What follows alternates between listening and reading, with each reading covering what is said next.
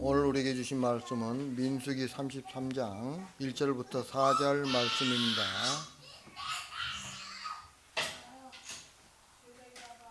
제가 가지고 구약성경 252페이지 민수기 33장 1절부터 4절 말씀입니다.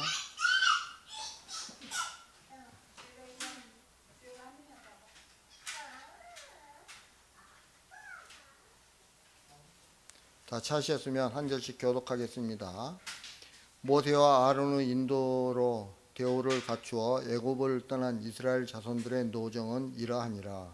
모세가 여호와의 명령대로 그 노정을 따라 그들이 행진한 것을 기록하였으니 그들이 행진한 대로의 노정은 이러하니라. 그들이 첫째 달 15째 날에 라암셋을 떠났으니 곧 6월절 다음 날이라.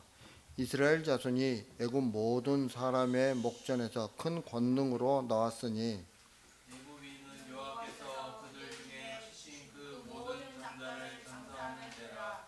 여호와께서 그들의 신들에게도 벌을 주셨더라. 아멘. 오늘 말씀은 출애굽에서 모압 평지까지 이스라엘 자손의 40여 년 동안의 광야 노정을 상세하게 기록하고 있죠. 모세가 이렇게 광야 노정을 자세히 기록한 것은 가나안 정복 전쟁을 목전에 둔 출애굽 2세대 사람들에게 지금까지 이스라엘과 함께 하신 하나님의 섭리를 보여주기 위해서이죠. 더불어 보통 일주일 남짓, 최대한 길어야 한 달이면 갈 수 있는 거리를 40년 만에 도착하게 된 사실을 기억하게 하기 위함이죠. 그 이스라엘 백성들이 왜 40년 동안 뺑 돌았을까요? 어떤 사건 때문에 이렇게 돌았어요? 가데스 바네아 사건 때문에 그렇게 돌았던 것이죠. 자, 그러면 오늘 말씀에 우리에게 주는 교훈에 대해 알아보도록 하겠습니다. 먼저 1절 말씀입니다. 1절 말씀 다 같이 시작. 모세와 아론의 인도로 대오를 갖추어 애굽을 떠난 이스라엘 자손들의 노정은 이러하니라. 아멘. 자, 모세와 아론의 인도로라고 말하고 있죠. 여기에서 우리가 알 수 있듯이 이스라엘 백성을 인도한 이는 모세와 아론이었다는 것을 알 수 있죠. 하지만 이스라엘 전체를 관할한 지도자는 모세였고 아론은 모세를 보호자하는 그런 역할만 했죠. 그리고 그들의 배후에서 모든 것을 섭리하신 분은 바로 하나님이세요. 때문에 모든 노정은 모세가 마음대로 한 것이 아니라는 거예요. 아무리 이스라엘 백성들을 모세가 인도했지만 하나님의 명령대로 하나님께서 계획하신 노정에 따라서 움직였다는 것을 우리는 깨달아야 합니다. 다시 말하면 광야 40년은 이스라엘이 스스로 알아서 움직인 것이 아니에요. 그런데 여러분, 광야 40년은 하나님이 이스라엘을 직접 인도한 것은 아니죠. 그러나 하나님과 이스라엘 사이에 하나님께서 인도자를 세우셨죠. 그 사람이 바로 모세죠. 하나님은 모세를 인도자로 내세우기 위해서 미리 모세에게 하신 일이 있어요. 처음에 모세는 자기의 힘으로 이스라엘을 구원하려고 했죠. 여러분, 모세가 생활했던 곳이 어디예요? 애굽의 궁궐이죠, 궁궐. 왕자로서 모세는 살았어요. 애굽의 왕자로서 생활을 했던 거예요. 자, 그래서 자기 힘을 내세운 것이죠. 그런데 이렇게 자기 힘을 내세우다 보니까 모세는 결국 미디안 광야로 도망쳐서 40년의 세월을 보내게 돼요. 하나님은 모세가 나이가 들어 힘이 없을 때 부르셨어요. 모세를 몇 살에 부르신 거예요? 80에. 왜냐하면 40에 그렇게 도망가서 40년 동안을 광야에서 생활하게 했던 거죠. 자, 그때 모세는 자신이 힘이 없다는 것을 내세워서 그 일을 감당할 수 없다고 말하죠. 그러나 하나님은 모세에게 내가 너를 보냈고 그리고 내가 반드시 너와 함께 있으리라 라는 말씀을 통해서 이스라엘을 인도하는 일은 하나님이 하시는 일이지 모세 자신이 하는 일이 아님을 출애굽기 3장에서 가르쳐주고 있죠.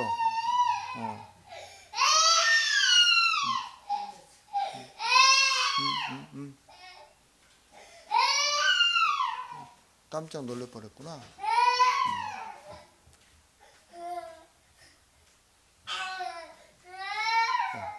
이렇게 하나님을 만난 모세는 그 후로는 오직 하나님의 인도하심에 따라 움직였을 뿐이에요. 여러분, 하나님을 아는 자로부터 인도함을 받는 그것이 진짜 인도예요. 하나님을 모르는 자들이 인도하게 되면 어떻게 됩니까? 다른 길로 갈 수밖에 없는 것이죠. 그게 이단이 될 수 있는 거예요. 그리고 5절부터 49절까지는 이스라엘이 애굽을 나와 진을 쳤던 모든 노정이 나와 있어요. 그런데 그 가운데는 좋은 일만 있는 게 아니라는 거예요. 홍해가 가로막고 있었고 또 먹을 것이 없었고 또 마실 물이 없는 그야말로 사막에서 광야에서 그런 곳은 뭐예요? 망하는 장소죠. 그런 길로 인도함을 받는 일도 이스라엘 백성들에게는 종종 있었던 일이에요. 만약 하나님을 만난 모세가 인도자가 아니었다면, 다시 말하면 다른 사람들이 이스라엘 백성들을 인도했다면 아마 그 사람은 다른 좋은 길을 찾으려고 했을 거예요. 백성들이 어떻게든지 좀 더 안락하고 또 백성들이 어떻게 하면 좀 더 수경하기에 좋은 곳, 또 지나가기에 좋은 곳으로 이스라엘 백성들을 인도했을 것이요. 그러나 이미 모세는 하나님을 만났죠. 그래서 다른 길을 생각하지도 않고 비록 지금 하나님이 인도하는 길이 나를 망하게 하는 그런 길이라 할지라도 주저없이 하나님이 인도하시는 그 길을 갔던 거예요. 이처럼 성도가 하나님께로 나가는 것은 자기 생각과 판단을 앞세워서 스스로 하나님을 찾아가는 것이 아니에요. 이미 하나님을 만나고 하나님을 아는 자로부터 인도함을 받아가야 하는 거죠. 그럴 때 성경에서 계시하고 있는 참되고 정확한 길로 하나님께 나아갈 수 있는 거예요. 여러분, 우리는 종종 마음속에 이런 생각을 갖죠. 나는 이만큼 아니까 내 스스로도 얼마든지 하나님을 찾아갈 수 있다라고 스스로 자만할 수 있어요. 그런데 우리는 그런 생각들을 완전히 뜯어 고쳐야 해요. 인도함이 필요 없다고 하는 것은 자기 스스로 천국을 가겠다는 것과 같다는 사실, 여러분들 기억하시기 바랍니다. 우리 주님은 세상이 끝날까지 항상 우리와 함께 하신다고 그랬어요. 우리와 함께 하신다는 건 무슨 말이에요? 우리를 인도해 주신다는 말이에요. 그런데 그런 주님의 인도를 우리가 거절한다는 것은 내 스스로, 내 힘으로, 내 능력으로 천국에 간다는 말과 같은 거죠. 이스라엘이 하나님을 만난 모세로부터 인도함을 받아야 하는 이유가 무엇일까요? 그것은 모세가 알고 있는 하나님과 이스라엘이 알고 있는 하나님이 다르기 때문에 그런 거예요. 모세는 하나님을 만난 후로는 하나님에 대한 생각이 달라졌죠. 모세가 만난 하나님은 애굽에서 상상하던 그런 하나님이 아니었던 거죠. 전에는 이스라엘에게 하나님께서 힘을 주셔서 그 힘으로 애굽의 압제에서 벗어나게 하는 줄 알았어요. 그런데 새롭게 만난 하나님께서는 이스라엘을 힘과는 상관없이 오직 하나님의 은혜로만 유지되는 나라를 만드시려고 한다는 것을 알게 된 거죠. 그러나 이스라엘은 모세처럼 그런 하나님을 만나지 못했던 거예요. 그래서 그들을 먹이는 것이 없고 마실 것이 없을 때는 하나님을 거부하는 모습을 보였죠. 그래서 광야 40년 동안 이스라엘이 주로 한 게 뭐예요? 감사보다는 불평과 원망을 달고 살았죠. 하나님은 세상의 것이 아니라 하나님의 은혜로 유지되는 나라를 원하세요. 우리가 노력하고 힘쓰는 것은 다 쓸데없는 것이고 오직 하나님의 은혜로 만족하고 감사하면서 기뻐하며 살아가는 것, 이것을 하나님께서는 원하시는 거예요. 이것이 하나님께서 원하시는 열매예요. 그래서 우리 입술 가운데 뭐가 나와야 되는 거예요? 감사가 나와야 되고요, 찬양이 나와야 되고, 우리 마음 가운데 기쁨이 넘쳐야 되는 거예요. 하나님께서 이스라엘을 광야에서 40년간 인도하셨던 것은 바로 이런 나라를 만드시기 위해서 그들을 가르치려고 그렇게 하셨던 거예요. 심판받고 사라질 세상의 것은 다 하나님께 빼앗겨버리고 오직 하나님의 은혜로 살아가는 성도가 되기 위해서였던 거죠. 여러분, 우리도 그런 삶을 살아야 되는 거예요. 그런 성도가 바로 하나님의 아들이기 때문에 그런 거예요. 하나님이 보기 싫어하는 것은 자기 힘으로 살아가는 모습이에요. 나 정도 되면 이제 괜찮겠지. 나 정도 되면 이런 생각 가지고서 신앙생활하면 안 된다는 거죠. 우리는 오직 하나님의 은혜로만 살아가야 돼요. 그래서 마지막에는 자기 힘으로 살아가는 사람들을 하나님께서 심판해 버리시겠다고 하셨어요. 그리고 하나님의 은혜를 아는 하나님의 아들만 남기시겠다고 하셨던 거죠. 자, 그런데 이스라엘이 애굽을 나올 때도 아들에 대한 심판이 있었어요. 여러분 4절 말씀 한번 읽겠습니다. 4절 말씀 다 같이 시작. 애굽인은 여호와께서 그들 중에 치신 그 모든 장자를 상하는데라. 여호와께서 그들의 신들에게도 벌을 주셨더라. 아멘. 여러분, 이스라엘이 애굽에서 출애굽할 당시에 그 애굽의 모습은 뭐냐면 하나님의 마지막 재앙으로 인해서 죽은 장자들을 장사하고 있던 그 시기죠. 한쪽은 노래를 부르며 구원을 받는데 다른 한쪽은 울면서 죽은 아들을 장사하고 있는 거예요. 정말 두 부류가 전혀 상반된 모습을 보여주고 있는 거죠. 그런데 그것이 바로 마지막 때 일어날 모습인 것이죠. 어떤 사람들은 하나님을 찬양하면서 천국으로 영생으로 가는데 어떤 사람들은 하나님께 징계를 받아서 슬피 울면서 영벌의 길로 가고 있죠. 이게 마지막 때의 모습이에요. 애굽의 장자가 죽음으로 만들어진 것이 하나님의 장자죠. 하나님께서 바로의 아들을 죽이시고 대신 하나님의 아들을 만드신 거예요. 여러분 출애굽기 4장 22절 23절에서 이렇게 말씀하십니다. 너는 바로에게 이르기를 여호와의 말씀에 이스라엘은 내 아들 내 장자라.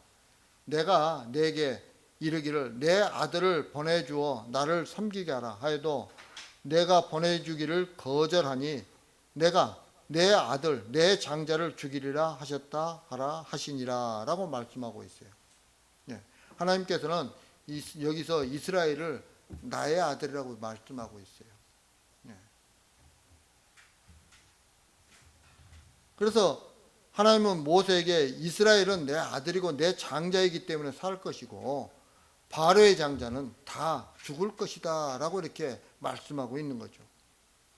이 말씀을 들은 모세는 지금 이 시점이 모세가 애굽으로 미디안 광야에서 애굽으로 가기 전의 상황이에요.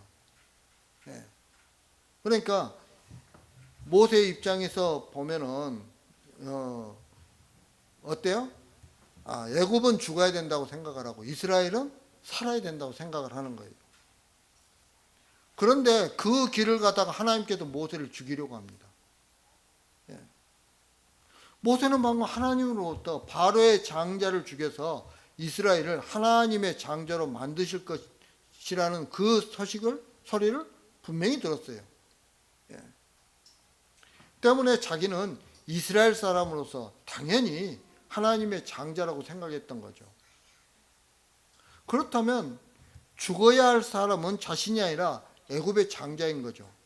그런데 지금 하나님이 자신을 죽이려고 하는 거예요. 하나님이 죽이신다면 자신 역시 하나님의 아들이 아니라는 것, 그런 결론에 도달하게 되는 거죠. 그래서 모세가 하나님께 죽게 되었을 때 모세의 아내 십보라가 그 아들의 양피를 베어서 모세의 발 앞에 던지죠. 그러면서 당신은 참으로 내게 피난피노다라고 이렇게 말을 하고 있어요. 그리고 그로 인해서 모세는 살아나게 되는 거죠. 여러분, 여기서 피난표는 할례를 의미해요. 할례를. 예. 할례는 육신을 죽이는 표예요. 다시 말하면 육신은 죽고 새롭게 살았다는 의미가 바로 할례인 거예요. 결국 모세는 아들의 할례로 인해서 살게 된 거죠. 모세는 하나님의 아들을 단지 혈통적으로만 생각을 했던 거예요. 그래서 애굽인을 죽여서 이스라엘을 살리는 것으로 생각했던 거죠. 그러나 모세가 새롭게 알게 된 게 뭘까요? 그건 바로 애굽인이든 이스라엘인이든 관계없이 누구나 육신을 죽이는 자가 산다는 거예요. 다시 말하면 자기 육신을 죽이는 자가 바로 하나님의 아들인 거죠. 하지만 인간은 스스로 자기를 죽일 수가 없잖아요. 그래서 그 일은 누가 하십니까? 하나님이 하시는 거예요. 여러분, 로마서 8장 14절에서 이렇게 말씀하세요. 무릇 하나님의 영으로 인도함을 받은 사람은 곧 하나님의 아들이라. 하나님의 영이 우리 안에 계시면서 우리가 그 하나님의 영에 붙들려 살아갈 때, 그때 우리는 하나님의 아들인 거죠. 그러나 그 하나님의 영이 나에게 아무리 이야기하지만 우리는 내 힘과 내 능력으로 살아가려고 하면요, 그건 하나님의 아들이 아닌 거예요.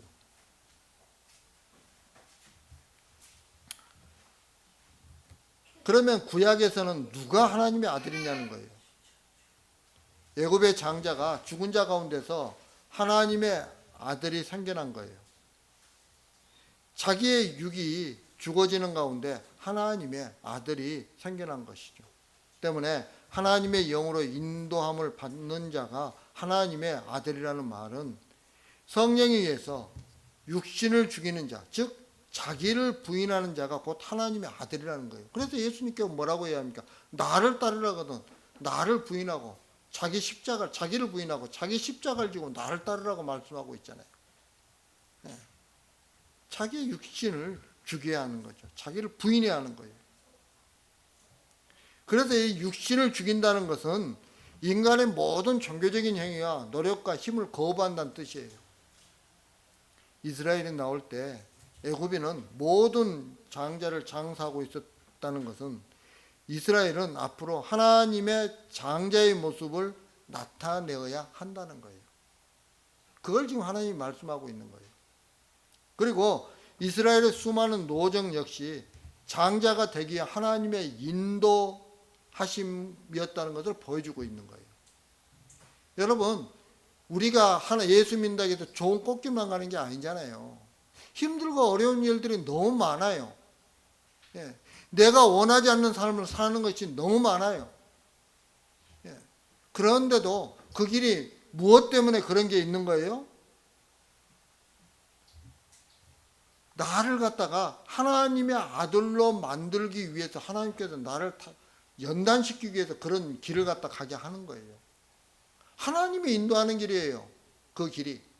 내가 보기에는 내가 죽을 것 같고 내가 보기에는 모든 게 망한 것 같은데 사실 실상은 그게 하나님께서 인도하시는 길이에요. 여러분, 그렇기 때문에 그런 하나님의 훈련을 통해서 생겨난 하나님의 아들은 오직 하나님의 은혜만을 드러내게끔 행동하는 거예요. 우리가 그래서 예수 그리스도를 닮는 모습을 세상 속에 드러내야 하는 거죠. 하나님은 그런 아들을 이 땅에 만들고 싶어 해요. 그리고 그런 사람만 모아서 천국을 이루고 싶어 하시는 거죠. 이런 하나님의 마음을 아는 성도라면 하나님의 뜻에 자기를 맡기고 하나님의 인도를 받기를 원해야 한다는 거죠. 그래서 내 안에 계신 성령 하나님께 우리는 붙들려 살아야 되는 거예요. 내가 주인이 아니에요. 내 마음대로 해서는 안 되는 거예요. 하나님께서 가라면 가고 서라면 서는 거예요. 이게 하나님의 아들의 모습이에요. 우리가 주님의 모습을 바라보아야 하는 것은 주님이 참된 하나님의 장자로서 하나님의 인도를 받는 모습을 보여주었기 때문이죠. 따라서 예수님이 우리의 인도자이시죠. 우리는 예수님의 인도를 따라 하나님의 아들로서 세상을 살려고 힘써야 하는 거예요. 자기를 부인하고 하나님께 모든 것을 잃은 자로서 오직 하나님의 은혜로 감사하는 삶을 배우려고 하나님께 나와야 하는 거죠. 중요한 것은 자기의 모든 것을 잃은 상태로 하나님께 나와야 한다는 거예요. 하나님, 저는 일이 우측으로 가야 되는데, 오른쪽으로 가야 되는데, 하나님 뜻이 무엇입니까? 라고 물으면 안 된다는 거예요. 하나님이 가란 곳으로 가겠습니다. 우측이든 좌측이든 하나님이 가란 곳으로 가겠습니다. 모든 걸 다 내려 놓아야 된다는 거예요. 그리고 기도해야 하나님의 뜻을 묻는 것이지, 내 뜻은 그대로 살아있는데 그래가지고 기도하면 어떻게 하나님의 뜻을 우리가 물을 수 있냐는 거예요.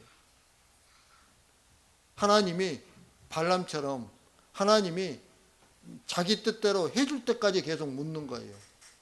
그것은 하나님께 묻는 게 아니에요. 모든 것을 잃은 상태로, 모든 것을 내려놓은 상태로 하나님께 나아가야 돼요. 이런 성도가 하나님의 마음을 아는 하나님의 아들인 것이죠. 이제 말씀을 마치려고 합니다. 사랑하는 성도 여러분, 과연 우리는 이런 인도함을 받기 원하면서 하나님을 찾고 있습니까? 그러려면 모든 것을 잃은 자로서 하나님을 찾아야 하는 것이죠. 내가 원하는 것 다 내려놓으시기 바랍니다. 진심으로 하나님을 알고 하나님의 은혜로 살려고 한다면 하나님의 인도를 받으려고 힘써야 하는 거죠. 하나님의 손에 붙들려서 끌려가는 성도가 되기 위해서 기도하고 그리고 그 하나님께 매달려야 하는 거죠. 중요한 것은 모세와 같은 우리의 인도자는 말씀 안에 존재한다는 거예요. 이스라엘이 하나님을 만난 모세나 선지자를 통해서 인도함을 받았듯이 오늘 우리도 모세나 선지자들의 말씀을 통해서 인도함을 받는 거예요. 그리고 하나님을 만난 사도를 통해서 인도함을 받는 거예요. 그게 어디에 있습니까? 말씀 속에 있잖아요. 말씀 속에.